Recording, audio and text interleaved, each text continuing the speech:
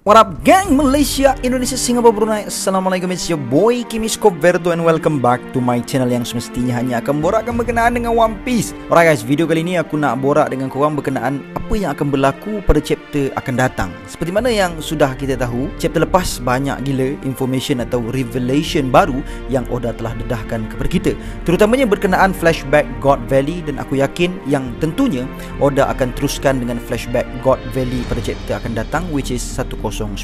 Hopefully flashback kali ni sama macam flashback yang Oda bagi kepada kita macam kisah Oden. Itu yang aku sangat-sangat harapkan tau.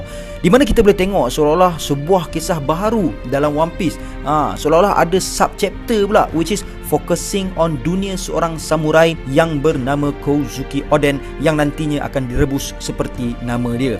Kerana bagi aku, Oden punya flashback merupakan salah satu yang lengkap dalam fightingnya, momen sedihnya, momen epicnya, dan ada juga momen-momen yang boleh membuat kita benci kepada seseorang, contohnya si bangkai Orochi. Dan dia punya penceritaan flashback tu daripada Oden kecil sampailah dia dewasa, sampai dia remaja kan, dia buah perangai dia tu, lalu sampailah dia besar, sampailah dia menakluk wilayah Ringo ke tempat tu kan. Lepas tu sampailah dia jadi daimyo semua segala kan. Sampailah datangnya Kaido dan apa semua segala sampai habis. Aku mengharapkan sesuatu yang seperti itu. Dan nampaknya ciri-ciri flashback yang ditunjukkan oleh Oda berkenaan God Valley ini juga sudah menunjukkan ia juga maybe will be the best flashback in One Piece. Kerana setakat ini pun kita dah dihidangkan dengan kebusukan world government, terutamanya puak-puak ni lah, Celestial Dragon, yang sanggup melakukan apa-apa sahaja demi kesenangan hidup mereka tanpa memikirkan puak-puak atau keadaan orang lain. Kemudian kita perlu tahu dengan detail flashback God Valley, sebab insiden God Valley itu sendiri merupakan insiden terpenting dalam dunia One Piece. Dengan insiden God Valley, kita boleh tahu dengan lebih detail berkenaan the strongest musuh untuk Roger, which is Rock D. Zebek. Kerana banyak rahsia yang masih belum kita tahu tentang Rock D. Zebek ni, terutamanya kenapa dia datang ke God Valley, apa tujuan sebenar dia. Sedangkan God Valley itu hanyalah dijadikan tempat untuk tournament yang diadakan oleh Celestial Dragon sahaja. Dan yang lebih aku tertanya-tanya, kita dah tahu yang tournament macam ni diadakan 3 tahun sekali. Jadinya maybe sebelum ni tournament macam ni sudah beberapa kali diadakan. Tapi kenapa sekarang? Kenapa di God Valley Zebek ini muncul dan bukannya di tournament-tournament yang sebelum ini? So harapnya Oda akan jelaskan tentang ini, dan memang akan hype gila kalau Oda dedahkan info-info ini kepada kita selepas ini. Yang kedua berkenaan bagaimana Whitebeard jadi Yonko dengan vision dia yang tersendiri. Lepas tu kalau betul lah Rock D. Zebek tu sememangnya jahat, kenapa Whitebeard berada dalam kru tersebut? Ataupun sememangnya watak Whitebeard ini ketika dia muda dahulu sememangnya agak jahat sedikit, dan mungkin sesuatu perkara telah berlaku dan mengubah hidupnya sehingga kan dia menjadi seorang pirate yang lebih baik dan mempunyai vision hanya untuk sebuah family dan tak lebih daripada itu. Dan bila kita kaitkan ini dengan Whitebeard Shirohige ni, jadi ianya sama juga dengan Big Mom dan Kaido yang telah menjadi Yonko dengan vision mereka yang tersendiri. Tetapi untuk Kaido dan Big Mom ni aku dah tak kisah sangat, kerana kita juga dah ditunjukkan sedikit flashback mereka dengan lebih detail. Walaupun yes, masih ada kekurangan dalam flashback mereka, tapi bagi aku itu dah tak berapa penting, kerana aku lebih berminat dengan Zebek disebabkan dia merupakan musuh yang Roger dan Garp kalahkan, dan Whitebeard yang merupakan sahabat mahupun rival untuk Roger. Jadi disebabkan ini aku lebih prefer Oda bagi sikit dekat kita berkenaan revelation Zebek dan Whitebeard terlebih dahulu dibandingkan Kaido dan Big Mom. Lepas tu aku kata kenapa God Valley ni adalah merupakan insiden yang penting, sebab ialah dalam lanun Zebek tu kita ada Ochoku. Kita tahu sebelum ini Blackbeard mengatakan bahawa dengan bantuan Kobe lah akhirnya dia dapat mengambil alih Pulau Beehive yang sebelum ini dioccupy ataupun dimiliki oleh Ochoku. Yang sebelum ini aku rasa mungkin ramai di antara kita yang merasakan betul Ochoku ni telah pun mati, tapi tidak. Sebenarnya Pulau Beehive sebelum ini yang menjadi markas buat Blackbeard sebenarnya dimiliki oleh Ochoku. Seterusnya kita ada Captain John yang juga menjadi sebahagian ataupun salah seorang daripada kru Rock D. Zebek ni. Dia juga ada peranan dia dalam dunia One Piece yang tersendiri, which is sebelum ni kita tahu bagi dia tercari-cari harta karun milik Captain John. So dekat situ menjadi satu perkara yang penting sekiranya Oda kilas balik cerita berkenaan dengan God Valley.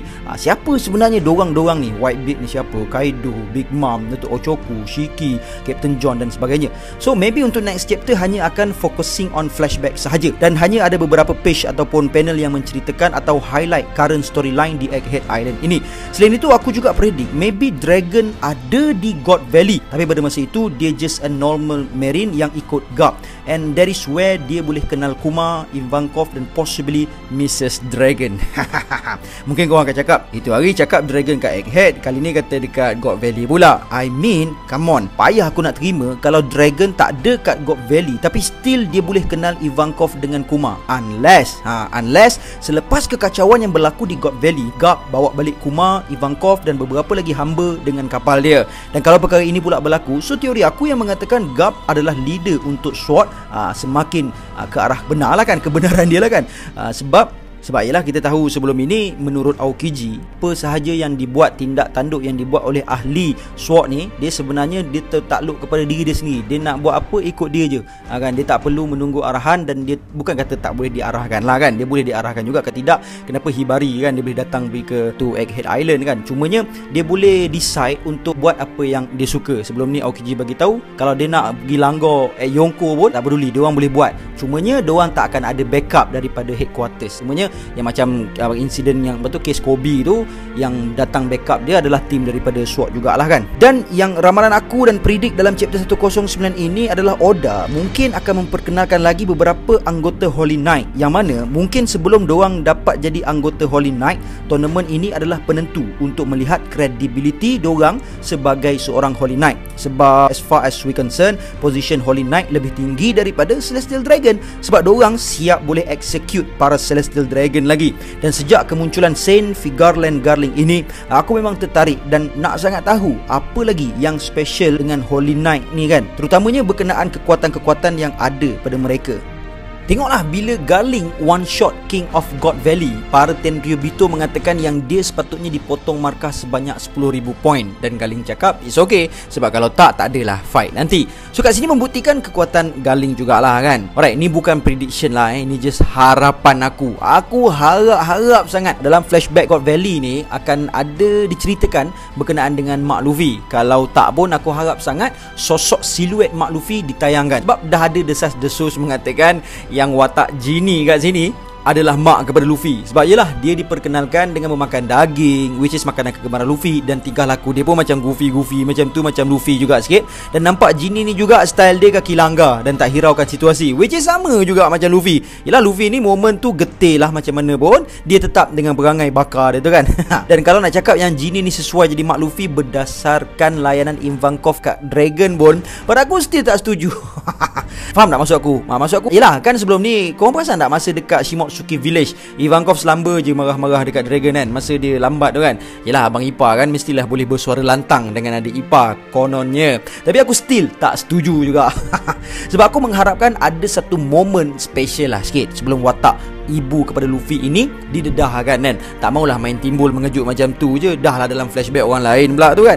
So guys, macam mana pendapat korang berkenaan dengan prediction aku untuk chapter 1096 yang nanti? Korang pun mungkin ada idea atau pendapat korang sendiri, korang boleh tinggalkan di ruangan komen kat bawah, okay? Alright, sebelum kita end, jom kita baca dulu komen yang datangnya daripada super thanks kita. Yang pertama daripada Badass dengan komen sebanyak $14.99. Keep it up Kimi, thank you so much Badass. Terusnya daripada Iceman dengan sumbangan dia ataupun hadiahnya sebanyak RM9.90 dengan komen thanks, semoga dipermudahkan segala urusan dan doakan semua kebaikan kita serta dilimpahkan rahmat dan barakah, amin ya rabbal alamin. Seterusnya daripada Muhammad Zul Azmi, thanks dengan sumbangan sebanyak RM6, thank you so much my brother. Seterusnya datangnya daripada Wiper dengan sumbangan sebanyak RM6, thanks untuk semua info One Piece dari Bro Kimi, Masya Allah saya hanya menjalankan tugas saya sahaja. Alright, seterusnya komen yang datang ni daripada nakama kita yang aku sorotkan kat sini. Yang pertama daripada Akmal Muhammad, Assalamualaikum Speaker Kimi, ni just teori palatau aku lah. Aku tak rasa Dragon akan datang ke Egghead untuk selamatkan Luffy and the gang, tapi aku dapat rasakan yang beberapa perkara yang akan berlaku. Yang pertama, aku rasa Sanji akan unlock dia punya COC untuk selamatkan Bonnie dari Saturn. Untuk orang yang tak tahu, COC adalah Color of Conqueror.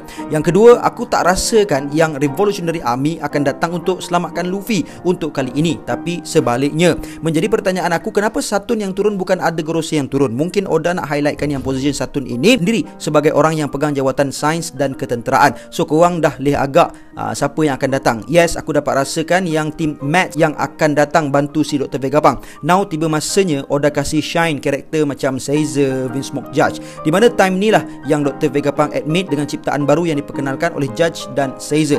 Yang ketiga, ini kemungkinan dan boleh jadi jugalah. Yonko Bagi and the gang Cross Guild akan buat Ona dekat Egghead. Mungkin ramai yang tanya macam mana diorang datang. Aku dapat rasakan diorang datang atas bantuan Kuma, dan semua tanya macam mana Kuma boleh jumpa budak-budak Cross Guild ni. Aku tak pelik sebab macam mana dia arrange untuk campakkan tim Luffy to another island masa sebau di Archipelago Arc. Senang cerita dia mungkin ada haki sense yang advance. So dari sinilah kita boleh tengok ketenteraan yang besar dari CG dengan bekalan teknologi dari pakai bergabung. Yang keempat, kalau korang tanya kenapa CG datang, senang cerita untuk kumpulkan orang join tim CG. Maksud dia CG tu Cross Guild lah kan. Lucci dengan Kaku mungkin akan join. Since Cross Guild ini Marine Hunter, Egghead sesuai untuk buatkan pihak government undurkan diri, sebab ramai pihak Marine dekat sana boleh dijadikan tahanan, manakala si Blackbeard Pirates datang untuk ambil chance dapatkan York untuk kepentingan besarkan kekuatan ketenteraan. So senang cerita, arc ini masing-masing nak kuatkan empire masing-masing. Kalau Marineford arc, si Shanks datang bantu, why not this arc Bagi the God coming for assist. Sampai itu saja teori pelatau dari saya. Harap Kimi boleh highlightkan. Thank you ya, Free for Palestine, amin. So guys, thank you so much kepada yang sudi untuk turunkan korang punya komen, untuk sumbangkan idea korang. Dan kepada korang yang nak bagi hadiah kepada channel ini, jangan lupa untuk turunkan komen korang beserta super thanks, and I do really appreciate sumbangan korang so much. And gang, that's all I have untuk perkongsian kita pada kali ini. And before I end, aku nak petik sedikit kata-kata daripada Imam Ash-Shafi'i. Orang berilmu dan beradab tidak akan diam di kampung halaman. Tinggalkan negerimu dan merantaulah ke negeri orang. Merantaulah, kau akan dapatkan pengganti dari kerabat dan kawan. Berlelah-lelahlah, manisnya hidup terasa setelah lelah berjuang. Aku melihat air menjadi rosak kerana diam tertahan. Jika mengalir menjadi jernih, jika tidak akan keruh mengenang. Singa jika tidak tinggalkan sarang tidak akan dapat mangsa. Anak panah jika tidak tinggalkan busur tidak akan kena pada sasarnya. Jika matahari di orbitnya tidak bergerak dan terus diam, tentu manusia bosan padanya dan enggan memandang. Biji emas bagaikan tanah biasa sebelum digali dari tambang. Kayu gaharu tak ubahnya seperti kayu biasa jika tetap di dalam hutan. So until then my gang, there is no God except Allah. Assalamualaikum warahmatullahi